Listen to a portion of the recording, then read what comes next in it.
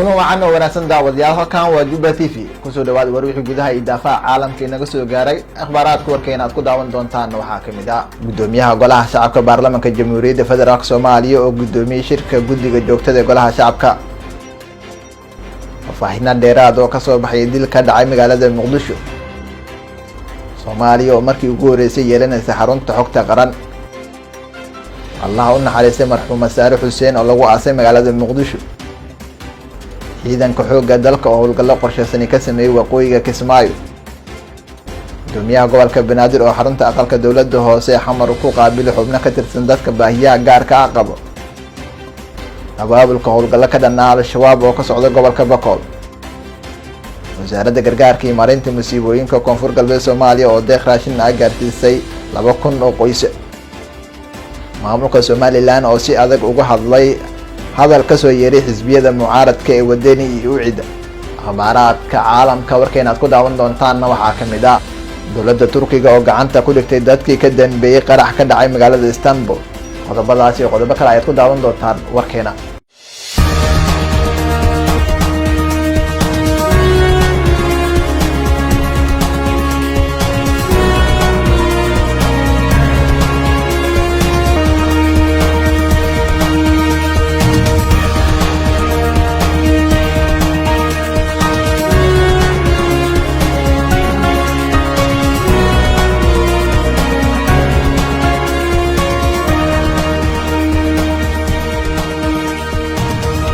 isku soo wanaagsan daawadayaal gudoomiyaha golaha shacabka baarlamaanka jamhuuriyadda federaalka Soomaaliya ayaa gudoomiyay shirka guddiga joogtada ee golaha shacabka baarlamaanka jamhuuriyadda federaalka ee Soomaaliya gudoomiyaha golaha shacabka baarlamaanka jamhuuriyadda federaalka Soomaaliya Sheekh Aadan Maxamed Nuur Sheekh Aadan Madoobi oo ay weheliso gudoomiye ku-xigeenka koowaad ee golaha shacabka Marwo Sacdi Yaasiin Xaaji Samatar ayaa shir gudoomiyay kulanka guddiga joogtada ee golaha shacabka kulanka guddiga joogtada ee golaha shacabka baarlamaanka jamhuuriyadda federaalka Soomaaliya ayaa lagu falanqeeyay go'aaminta goobta lagu qabanayo furitaanka kala fadhiga labaad ee baarlamaanka oo ku beegan 15 bishan oo maalinta biri ku aadan iyo ansixinta soo jeedinta guddiga joogtada ee buuxinta kuraasta banaan ee golaha shacabka baarlamaanka jamhuuriyadda federaalka Soomaaliya faahfaahin dheeraad ayaa ka soo baxay dil ka dhacay magaalada Muqdisho Cabdi Fataax Xasan Durdur ayaa inoo faahfaahinaya qodobka kooxo xubaysan ayaa magaalada Muqdisho ee caasimadda dalka waxay ku dileen nin lagu magacaabi jiray Macalin Cabdullaahi Cabdiraxmaan iyagoo dilka kadib goobta ka baxsaday Macalin Cabdullaahi ayaa xilliga la dilayay waxa uu ku sugnaa meel u dhow guri uu deganaa oo ku yaala hanta dheer ee magaalada Muqdisho xilli uu ka soo laabtay masjidka oo salaada subax ku soo tukaday warar kala duwan ayaa ka soo baxaya dilka macalinka waxaana wararka qaar ay sheegayaan in dilkiisa ay ka dambeeyeen koox burcad ah oo dhac u geysanayay iyada oo maalmihii la soo dhaafay dadka ku nool xaafadda hanta dheer ee degmada Dayniile ay ka cabanayeen koox burcad ah magaalada Muqdisho ee caasimadda dalka waxaa baryahan dambe ku soo laabtay dilalka loo geysanayo dadka rayidka ah in ka badan 5 ruux oo shacab ah ayaana toddobaadkan lagu dilay magaalada Muqdisho Soomaaliya ayaa markii ugu horeysay waxa ay yeelanaysaa xarunta xogta qaranka wasiirka isgaarsiinta iyo tiknoolajiyada Jaamac Xasan Khalifa ayaa kormeeray dhulka loogu talagalay in laga dhiso xarunta xogta qaran oo ku taala gudaha xarada Xalane gaar ahaan halka ay badda ka soo galaan internetka dalka wasiirka ayaa waxa kormeerkiisa ku wehelisay wasiirka wasaaradda gaadiidka iyo duulista hawada Fardowsi Cismaan Cigaal wasiirka ku-xigeenka Sulub Axmed Firin iyo ku-xigeenka maareeyaha guud ee hay'adda isgaarsiinta qaranka Mustafa Yaasiin Sheekh wasiirka wasaaradda isgaarsiinta iyo tiknoolajiyada xukuumadda federaalka Soomaaliya Jaamac Xasan Khalifa oo halkaasi ka hadlay ayaa xusay in dhulka la siiyay wasaaradda isgaarsiinta isla markaana ay qorsheynayaan in laga dhiso kaydka xarunta qaranka waxaan booqday dhulka wasaaradda ku leedahay aaga Xalane qorshaha wasaaradda waxaa ku jira in la dhiso xaruntan oo muhiim u ah in lagu kaydiyo xogta qaranka waa fursad aad u weyn in dhammaan xogta Soomaaliya iyo hay'ad walba oo macluumaad aruuriso in hawada toos ugu jirto iyadoo ammaan ah la heli karo xilli walba oo loo baahdo ayuu yiri wasiir Jaamac xaruntan oo laga dhisi doono meel u dhow halka internetka uu ka soo galo dalka ayaa waxa looga maarmi doonaa in dalalka kale laga helo xogteena Allah u naxariistay marxuum Saare Xuseen ayaa lagu aasay magaalada Muqdisho Saada Sayid ay noo faahfaahinayso qodobka waxaa magaalada Muqdisho lagu aasay Allah u naxariistay marxuumad Zahra Xuseen oo dhawaan ku geeriyootay dalka Mareykanka. مسؤولين كترسن دولة الصومالية ayaa ka qayb galay salaada janaasada Allah u naxariistay marxuumad Zahra Xuseen oo lagu la tukaday garoonka aadan cadde ee magaalada Muqdisho. runtii taariikhdeeda oo mataqaana isheeg oo weyn insha Allah mataqaana maalinta oo tacsiid aan soo gabay ayaa laga wada hadli doonaa. hadda waxa geesayga joogto mataqaana isheeg imaamadeena Madiina Caamir Batuul Sheekh Axmed Gaballe marka waxa kaliya halkan uma soo galin ilaa yaasa kalaaf ayaan ku jirnay runtii muxuu ahaa ii sheegay gabdhaha Soomaaliyeed ee hogaaminaysa mataqaana Batuul Sheekh Axmed Gaballe waxay muujiyeen maanta mataqaana in ay gabdhaha Soomaaliyeed madaxweynahoodii inuu dhintay waxaan mar labaad iyo mar saddexaad aan ku hadlaya magacayga magaca gabdhaha baarlamaanka aan ka codsanay dawladda sharafta leh uu hogaaminayo mudane Xasan Sheekh Maxamuud mudane mataqaana ra'iisul wasaare Xamse mudane Sheekh Aadan Madoobe in loo magacaabo meel munaasabe oo la yaqaano tiirkii gabdhaha Soomaaliyeed ama madaxweynaha gabdhaha Soomaaliyeed dawladda federaalka ah waxaan rabnaa mataqaana dawladda haday gabdhaha ay hogaaminayaan warigeed waxay ahaanaysaa dawlad waligeed ay jirayso waqtigii dawladda ay burburtay 2000 carto waxay hooyooyinkii muxuu ahaa joogay oo wax ka soo yagleelay dawladda maanta lagu muxuu harsanaayo waxay hooyo Soomaaliyeed waxay hooyo dadkoo dhan u dhaxayso oo qoys kaliya aan ahayn inna lillahi inna ilayhi raaji'uun eedaday way naga dhimatay aan eeda kaliya iimaan saaxiibtay ahayd la taliyahayga ahayd marka Allah u naxariisto wax kale oo dhihi karo malahan samari iimaan Allah ka siiyo Soomaali weyn meel kasto joogan Zahra waxay ahayd qof aqoon-yahana qof muxuu ahaa indeergarad ah waxay ahayd qof maanta lagu soo hirto Soomaalina aan u kala sokayno Soomaali weyn ah marka Zahra maanta waxa ka muuqato dadka ka soo qayb galay waqtiga aad ogtahay adag oo maanta waqtiga soo ogyahay iyo sida elaboorka loo joogo taas ayaa daliil idin kugu filan ciidanka xoogga dalka ayaa howlgallo qorsheysan waxa ay ka sameeyeen waqooyiga magaalada Kismaayo Cabdifataax Xasan Durdur ayaa inoo faafahinaya qodobka ciidamada commandoska ee xoogga dalka Soomaaliyeed ee Danab gaar ahaan ururka shanaad guutada 16aad ayaa howlgal qorsheysan ka sameeyay waqooyiga magaalada Kismaayo oo in ka badan 10 sano maamulka Axmed Madoobe dhanna u dhaafin howlgalka ayaa ciidamada si gaar ah waxay ugu sameeyeen deegaanada kala ah Dhaay Cabdi Mayonde Qurac Madoobe Kaban Araare iyo Bandar Jadiid oo dhammaan ka wada tirsan gobolka Jubbada Hoose saraakiisha howlgalka hogaaminaysay ee Danab ayaa sheegay inay howlgalka ku burburiyeen saldhigyo ay al-shabaab ku lahaayeen waqooyiga Kismaayo isla markaana weerarada ay ka soo abaabuli jireen sidoo kale saraakiisha ayaa waxay sheegeen in howlgalka intii uu socday lagu soo saaray 9 miino oo isugu jiray kuwa istaaga iyo kuwa fiilooyinka lagu qarxiyo xilli dhowr jeer deegaano ku yaala waqooyiga magaalada Kismaayo ay qaraxyo ku qabsadeen gawaari ay saarnaayeen dad shacab ah gudoomiyaha gobolka Banaadir ayaa xarunta aqalka dawladda hoose waxa uu kulan kula qaatay dadka baahiyaha gaarka ah qabo wariyaheena Saada Sayid ayaa inoo faafahinaysa qodobka gudoomiyaha gobolka Banaadir ahna duqa magaalada Muqdisho Yuusuf Xuseen Jimcaale Madaali ayaa xarunta dawladda hoose ee Xamar ku qaabilay xubno ka tirsan dadka baahiyaha gaarka qaba si uu uga dhageysto caqabadaha haysta iyo sida ugu haboon ee loo xalin karo gudoomiye Yuusuf Xuseen Jimcaale Madaali ayaa xubno ka tirsan dadka baahiyaha gaarka qaba ee uu la kulmay waxa uu u balan qaaday in ka maamul ahaan ay garab taagan yihiin oo ay u fududeyn doonaan arrin kasta oo haysta dadka baahiyaha gaarka qaba marka kii 6 qabo oo aan waxaysan waxa ka daran midka naafada ah ee 6 qayb ay ka maqan tahay haddana aan waxaysan isku mid ma marka kii aan waxaysan laakiin 6 ay taam u tahay uu dhaama midka 6 ay qayb ka maqan tahay marka kaas mudan in loo gargaaro kaasna waa mudan yahay hadda hay'aduhu markay wax keenaan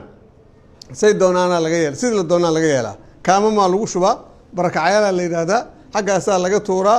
haddaad u tagto caawa dad saaka intaad wax siiso aad galabta ku laabato wixii aad isugu tagmaysid xaggay aadeen wixii waaba la siiyay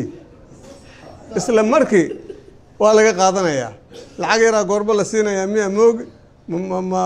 ma kaamkaaba u samaysanba maaragtay ganacsi business ayaa kaamkaa business noqda iyo qolii meelaha ka dhadhaweed waan tijaabin annaga hadda ka hor galab maalin intaan wax geynay aan habeenkii dhanna aan ku laabano saan u ogaano waxa maanta aan geynay inay yaalaan hal shay uguma tegin soo ma garan marka waa culays intiisa la eg waay waana suuragaloo dee qofku waxaa laga yaabaa markaad bariis iyo sokor iyo saliid aad u geyso iidaanu rabiyaa marka waxaa laga laakiin waxoo dhan inuu wada gato ma ahan haddana oo shilimaad ka wada dhigo qodobkaas marka waa qodob culays oo neesta waaye tan kale haddii ilaa yidhaahdo inaan un ka taxadiro waa laga maarmaan waxaa soo yara sharciyadiina gobolka banaadir idinka degantiin gobolka banaadir aadna ku nooshihiin shahaada haddaa rabtiin gobolka banaadir xaq ugu leedihiin meel kale inaad ka jerisiin waqti aad bisaga dhumanaysiinba maxaa le meel kale wax kama rabtiin maxaa le meesha aad ku nooshihiin waa gobolka banaadir in gobolka banaadir idin aqoonsan yahay ayaa waxay kaaga muhiimsan tahay in cid kale idin aqoonsato gobolka banaadirna waa idin aqoonsan yahay shahaada haddii laydinku soo xujeeyana waa laydin saxiixa haddii shahaado laydinku soo xujeeyana lacag idoon laydinka qaadinaa laydin siinayaa haddii ilaah yidhaahdo hadda shilimaad aad leeda wasaaradda maaliyadda wax ku bixin wax ku bixinay arrimaha gudaha iyo maaliyadda waa wasaaradayni oo waa waajibaadkooda iyo gudanayaan laftirkooda laakiin waxaan u malaynayaa in gobolkii inkaaga sahlanaa laheed ayaan u malaynaya haddaad soo jiri lahaadaan taas haddii ilaahda idana waa samaynaynaa insha allahu waana laydin yeelayaa waxaa kaloo soo artay waxaa laga yaabaa inaad culays kala kulantiin gobolka imaashadiisa ama muraadka danaha aad leedihiin waa suuragal laakiin waxaan rajaynaynaa haddii ilaa yidhaahdo sidaba maanta laydin soo dhaweedan culays ula kulmina ayaan rajaynaynaa in mar walba laynkugu fududeeyo abaabulka howlgallo ka dhanaa al-shabaab ayaa waxa uu ka socdaa gobolka Bakool waxaa deegaanka Caata ee gobolka Bakool ka bilowday kulamo looga tashanayo howlgal ka dhanaa al-shabaab kaas oo ay yeesheen saraakiisha ciidamada dawladda kuwa daraawiishta dowlad goboleedka Koonfur Galbeed iyo kuwa dowlad deegaanka Soomaalida ee Liyu Booliska saraakiisha ciidamada iyo maamulka deegaanka Caato ayaa ka arinsaday sidii deegaanada gobolka Bakool looga bilaabi lahaa howlgallo ka dhanaa al-shabaab iyadoo dhowr jeer ay al-shabaab weerareen deegaanka Caato ee gobolka Bakool gudoomiyaha deegaanka Caato Dubad Xasan Cali oo ka warbixiyay kulamada ayaa sheegay in ujeedka uu yahay sidii ciidamada dawladda kuwa daraawiishta Koonfur Galbeed iyo dadka deegaanka iyo kuwa dowlad deegaanka ay isaga kaashan lahaayeen la dagaalanka al-shabaab waxa uu hadalkiisa intaasi ku daray in sidoo kale la diyaariyay ciidamada deegaanka ah oo hubka qaatay kuwaas oo qayb ka qaadan doona xoreynta deegaanada ku dhow deegaanka Caato iyo guud ahaan gobolka Bakool sidoo kalena dhawaan deegaanka ay soo gaari doonaan ciidamo horle muddo hadda laga joogo 3 bilood ayaa waxaa deegaanka Caato ee gobolka Bakool ka dhacay dagaal u dhaxeeyay ciidamada dawladda kuwa Koonfur Galbeed iyo al-shabaab oo deegaankaasi ka dhigtay marin ay ka weeraraan dhulka dowlad deegaanka Soomaalida wasaaradda gargaarka iyo maareynta masiibooyinka dowlad goboleedka Koonfur Galbeed Soomaaliya ayaa deeq raashin waxa ay gaarsiisay ku dhawaad 2,000 oo qoys Saade Sayid ayaa noo faafahinayso qodobka wasaaradda gargaarka iyo maareynta masiibooyinka Koonfur Galbeed ayaa deeq raashin ay gaarsiisay 2,000 oo qoys oo kamid ah kuwa sida aadka ay u saameysay abaarta ka jirta guud ahaan dalka Soomaaliya agaasimaha guud ee wasaaradda gargaarka maareynta masiibooyinka Koonfur Galbeed Soomaaliya Diini Cabdinuur Maxamed oo gudoomiyay deeqda raashinka ee ka timid boqortooyada Sacuudiga ayaa dawladda Soomaaliya iyo Sacuudiga uga mahadnaqay gargaarkan ay gaarsiiyeen deegaanada Koonfur Galbeed Soomaaliya markastan wasaaradda gargaarka maareynta masiibooyinka beela tiroayta sidoo kale baraka ay oo meel raayis abaarta iyo oonki iyo meel raayis nabadgelyo xumida baraka ee inoo la diirsay marlamaad marsadad mahadnagaan hay'adda Sacuudiga ee meel raayis King Salman iyo hay'adda kale ee wadaniga oo fududayd ee tadaamun iyada aan ka mahadsantiin hay'adda wasaaradda gargaarka maareynta masiibooyinka marlamaad marsadad waliin ka mahadnagaase lan kasta oo wala deersi deegaanada Koonfur Galbeed iyo dadku barakacayaasha iyo dadku abaarta barakaceeda walilana runtii iyada aan ka mahadsantiin marlamaad marsadadna lama laaba gargaarku yaro la deersi shiliday ka filan walisin ku adsadana in lama laabo la saddex jibaara waana mahadsantiin assalaamu calaykum maamulka Somaliland ayaa si kulul waxa uu uga hadlay hadallo dhawaan ka soo yeeray xisbiyada mucaaradka ee u cudii wadani faafahinta qodobka waxa ay noo hayay wariyaheena Cabdifitaax Xasan Durduro kadib markii xisbiyada mucaaradka ee Somaliland ay ku dhawaaqeen in madaxweynaha maamulka Somaliland Muuse Biixi Cabdi aysan u aqoonsanayn madaxweyne wixii ka dambeeyay 13 bisha 11 ee 2022 waxa arintaasi adag uga hadlay maamulka Somaliland wasiirka arrimaha gudaha maamulka iyo taliyaha ciidanka oo shir jaraa'id si wada jir ah u qabtay magaalada Hargeysa ee caasimadda maamulka Somaliland ayaa sheegay in arinta ay ku dhabaaqeen xisbiyada mucaaradka ay tahay mid sharci darro ah iyagoona ku hanjabay in tallaabo ay ka qaadi doonaan ciddii ku kacda falal qalaaso kicin kara. waxaa caawa nasiib darro ah muwaadiniin dalkan Somaliland u dhalatay mas-uuliyiin doonaya inay dalkan ugu tartamaan madaxweyne inay ka noqdaan horena madaxweyneyaal ugu soo tartamay inay caawa sheegaan Somaliland inaanay ahayn dal dawladi ay ka jirto oo dalka aanay dawladi ka jirin macnihiisu iyo noocada uu yahay waa maxay waa dal aan madax lahayn waa dal aan sharci ka shaqaynin waa dal aan qawaaniin ka jirin waa dal nin waliba qorigiisa iyo waxa uu ku xoogsan karo uu ku xoogsado ilaahay taana inama geeyo laakiin waxaan doonaynaa caawa inaan bulshada reer Somaliland u sheego Somaliland sida hadda taliyaha biliska uu sheegay nabadgelyada Somaliland waa nabadgelyo taama waa nabadgelyo ka jirta dalka 101 degmo oo dalku ka kooban yahay iyo 14 gobol oo dalku ka kooban yahay waxaan tusaale ahaan u soo qaadanayaa muddadii hadda koobnayd ee komishanka ama guddiga ururada siyaasadeed iyo xisbiyada siyaasadeed ay madax taabashada ka qabteen 14 urur siyaasadeed oo gobolada galbeedka ilaa iyo bariga isugu jira waxa ka qayb galay dadaan anagu ku qiyaasnay ilaa iyo dhowr iyo 80,000 oo qofba ka qayb galay madax taabashada 6 gobol doorasho waxaa laga wada rabay marka laascaanood laga reebo min 1,000 qof 14 kuba way ka qayb galeen ururada tartamayay dadkooda shaqaalaha iyo mas'uuliyiintooda iyo kuwada gobolada u jooga way ka qayb galeen in ka badan 2,000 oo ciidan oo biliis ayaa ka qayb galay waxa kala qayb galay ciidan ilaa 1,000 iyo googa gaaraya oo ciidamada qaranka oo biliiska xoojinayay waxaan isleeyahay ciidanka kaydka u ahaa gobolada marka la joogo taliyahan iyo taliyayaasha kale ciidamadeena qaranka ay abaabuleen ee ciidamada u sameynayay in ay yihiin ilaa iyo 2,000 oo ciidan ah hawlgalka ilaa iyo inta leeg ee baaxadiisu inta leeg tahay ma jirto wax dhib ah 2 qof oo isqabtay gaari meel ku dhacay 2 urur oo isqabtay oo ka dhacay ma jirto kamay dhacdeen dalal badan oo Afrika oo aynu qaaradda Afrika ku nool in doorasho inta leeg ay sidaa uga dhacdo waxa ay daraan dadkii dalkan ka doonayay in ay ka xukumaan oo ummadda codka ka doonayay inay maxaan ku raadayay ay yiraahdaan maanta dalkan doorasho kama jirto dadka waxaan leenahay nidaamka inana ilaaliya nabadgelyadana ilaaliya nin walowbana waxa aad xaq u leedahay berita sanaduuqda markaynu dareerno ee la doorashadu dhacayso cidda aad doonayso xisbiga aad doonayso musharaxa aad doonayso codkaaga si dadka dhiig noo shubana ma lihin dhiig daadiyana ma lihin annaka noo dhintana ma lihin codna siyaanu leenahay dadkana waxaanu leenahay ninka kula dhiigayga ishu iyo nin kula imka ii mudaharaad iyo ninka saqdan dhexe caawa xaafadaha magaalada Hargeysa meelaha ka midka ah caruurta maxaan ku dhahdayeen lagu mudaharaad siinayo waxaan leenahay xaq kuuguma laha intaas wuxuu xaq kuugu leeyahay barnaamij aad ka akhrisato aad ku dooran karto markaad ka aragto codkaaga si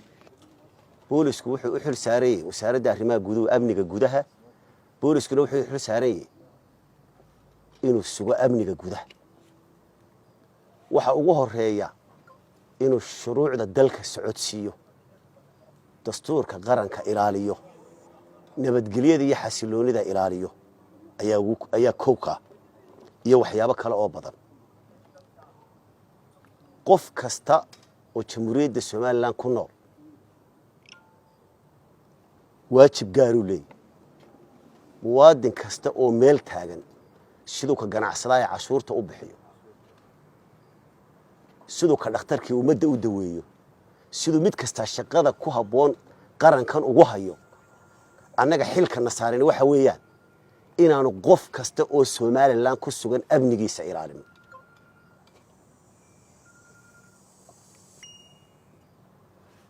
qofka cashuurta waxaanu qaadanaa ciidamada qaranku waxay qaataan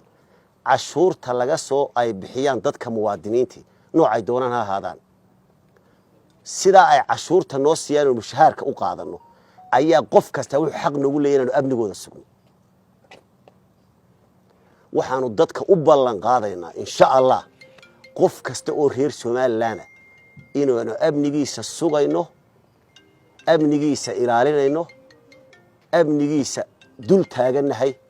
wax dhib oo ku imanayana aan jirin waxaanu dadweynaha kula dardaarmayna amniga iyaga nagala shaqeeya inaad amniga ka shaqeysaan waxyaabaha amni darrada keenaya iska ilaalisaan waxyaabaha dhibka keenaya iska ilaalisaan hore way uga wada hadalay in badan qofku hadduu soo baxo oo khalkhal sameeyo ama uu amni darro ku dhaco booliska kaasuun bay isu yimaadaan booliska waxay isu yimaadaan qofka shuruucda dalka ka hor yimaada qofka amni darro faraha la galay booliska iska hor yimaada dadka kale boolisku ilaaliya amnigooda dushu ka ilaaliya dadka wixii soo baxa ee khaladaad ku soo nooc doonaha ahaado booliska way is arkayaan booliska way isu imanayaan sababtoo ah xasiloonida iyo nabadgelyadu boolisku ilaaliya qof walba gurigaaga ku jir qof walba shaqadaada qabso qof walba booliska iyo amniga iska rabtaan weli waxaad daawanaysaa warka Juba TV haatan akhbaaraadka caalamka dowladda Turkiga ayaa gacanta ku dhigtay dadkii ka dambeeyay qaraxii shalay ka dhacay magaalada Istanbul Abdifitaax Xasan Durdur ayaa inoo faahfaahinaya qodobka booliiska Turkiga ayaa xiray 22 qof oo lagu eedeynayo in ay ku lug leeyihiin qaraxyadii ka dhacay bartamaha Istanbul ee dhaliyay ugu yaraan dhimashada 8 qof iyo dhaawaca 81 kale sida uu sheegay sarkaal ka tirsan ciidamada booliiska dalka Turkiga wasiirka arrimaha gudaha Suleyman Soylu ayaa qaraxaasi ku eedeeyay xisbiga la mamnuucay ee Kurdistan Workers Party ee PKK